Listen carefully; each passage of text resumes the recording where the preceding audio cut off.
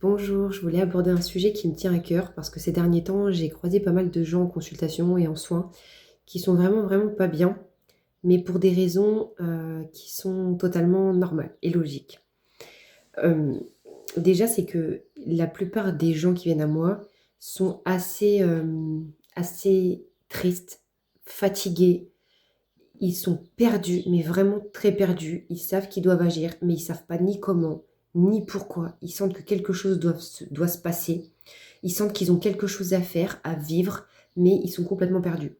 J'ai pas mal de gens qui me disent oui, ça fait 2 semaines que je tourne autour de votre téléphone, de votre fiche et tout ça professionnel.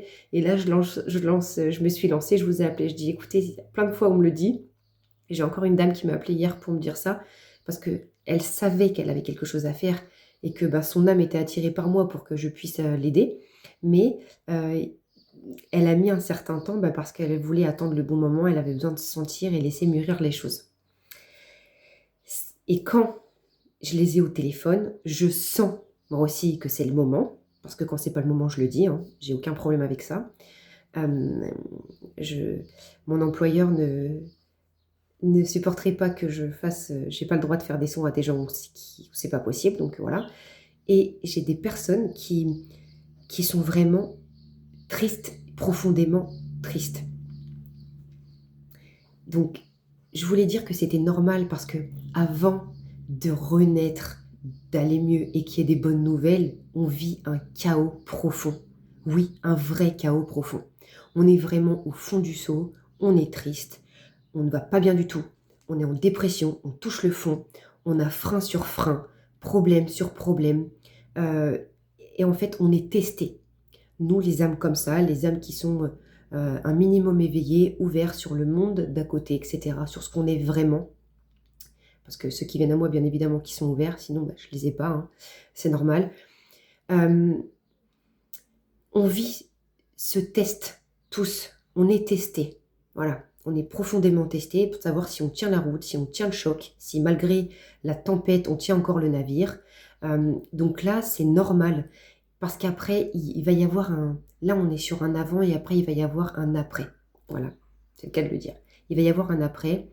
Et ceux qui ont tenu la barre, qui ont tenu le navire, qui auront gardé foi, confiance et leur cœur, ça c'est la base.